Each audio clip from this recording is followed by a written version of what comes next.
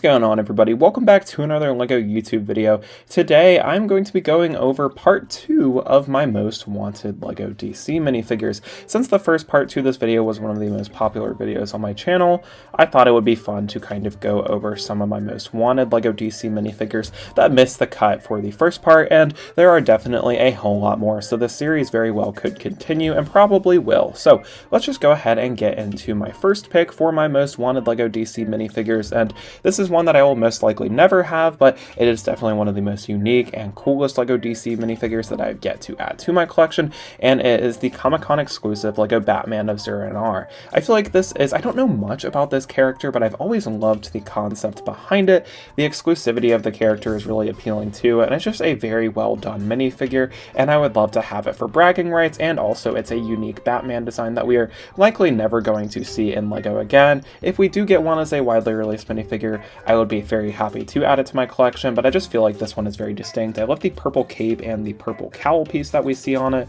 And then another more unique minifigure that is definitely a whole lot more affordable is the Condiment King. This one is based off of his appearance in the LEGO Batman movie, and I feel like this is just a very goofy looking minifigure, but I really like it a lot. It's a very expressive minifigure. I love the face prints, as well as the kind of condiment accessories that he has here. He's got some great print detailing too. I like the green helmet and the yellow accessory towards his back, and then I feel like the printing on the legs and the torso also looks really great, and it's very funny and also expressive, and I feel like this is one of the main villains from the LEGO Batman movie that I have not yet added to my collection that I would love to get. I think he is a little bit more on the expensive side when it comes to the LEGO Batman movie figures, but I feel like this is definitely one that is worth the price and one that I want to add to my collection, and I could probably see myself getting it in the probably distant future. And another minifigure on this kind of list that is definitely not nearly as affordable as the Condiment King is the classic TV series version of Robin. I feel like I have the classic TV series Batmobile that they released a few years back, and I feel like one of the big things that was missing from that set was a revamped LEGO Robin minifigure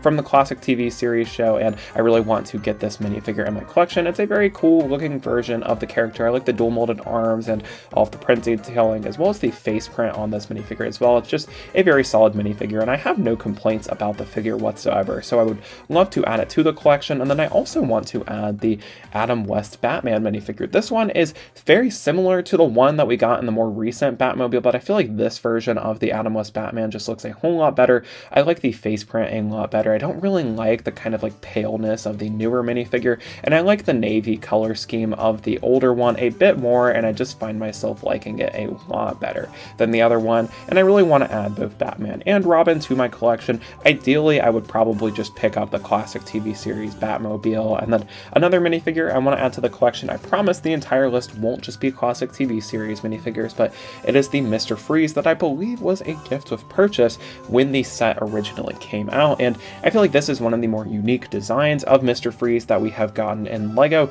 The only complaint I have is I don't really like how he's just bald and doesn't have any accessories, but if I'm not wrong, I think it's accurate to the source material. My dad grew up watching the classic TV series show, but I did not. I've seen a few clips from it, and it looks accurate to what I remember the character looking like, so I feel like my critiques aren't really that valid, but it's a great minifigure and one that I would love to add to the collection. And then also the classic TV series version of the Riddler is another great character too. He definitely falls short compared to a lot of the other versions of Riddler that we've gotten, especially the one from Batman 1 and the LEGO Batman movie, but this is still a good minifigure regardless. I like the face print on this minifigure the most, I would say, and the torso printing is cool, though definitely not the standout with this minifigure. I feel like this minifigure really shines in its face print, but it's still a solid figure, and definitely one that I'd want to add to the collection, as I do kind of want the entire cast of the classic TV series minifigures. And I feel like my second most wanted from the classic TV series roster is the Catwoman minifigure.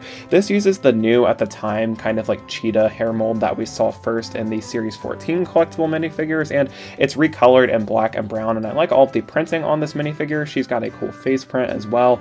I like the whip accessory, and it's a simple minifigure, but definitely a good one. one. It looks accurate to the source material, and I think this is probably one of the better designed minifigures out of the classic TV series wave. I'd say she's definitely in my top 3, and I think it's a really well done minifigure. Very simple minifigure, but also simple does not always mean bad, and this is definitely the case for this minifigure, and probably one of my least favorites from the classic TV series line. But again, I have kind of the mindset that if I get one, I kind of want them all, and that is Alfred. I feel like this is one of the more forgettable appearances of Alfred from the Lego minifigures that we've gotten of him.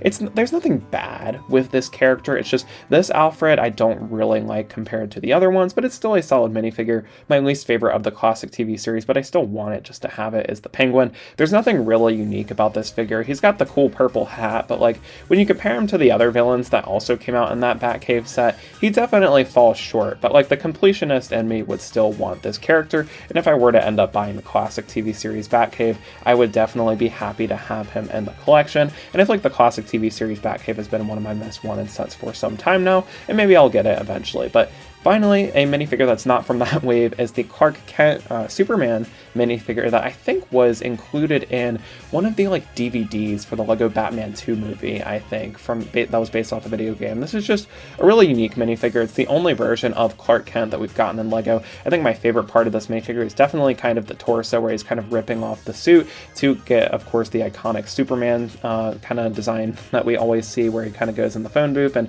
rips off the suit and turns into Superman. I also like the face print a lot with this minifigure too, and my only big complaint is just the lack of leg printing, but leg printing isn't really necessary for this minifigure, and I think it's a very solid figure nonetheless, and it's definitely aged really well, and I'd love to add it to the collection. It's a bit more affordable. And then another minifigure kind of based off of the Lego Batman 2 video game is the Electro suit Batman. This is one of the most memorable suits, as I loved playing the Lego Batman 2 video game growing up, and he came out in a character encyclopedia. It was either that or a visual dictionary for Lego DC, and this is a really detailed Lego Batman minifigure, especially for the time. He has arm printing as well as a printed cowl, and I think it's just a really well done design of the minifigure. And having played through the Lego Batman 2 game several times and even 100%ing it a couple years back, I feel like this is a minifigure that I need to add to the Lego collection, and definitely an affordable one, so I could see myself adding it to it very soon. But a less affordable minifigure that I would like to add to the collection is Bizarro, and this is one of the original Lego DC Comic-Con releases, and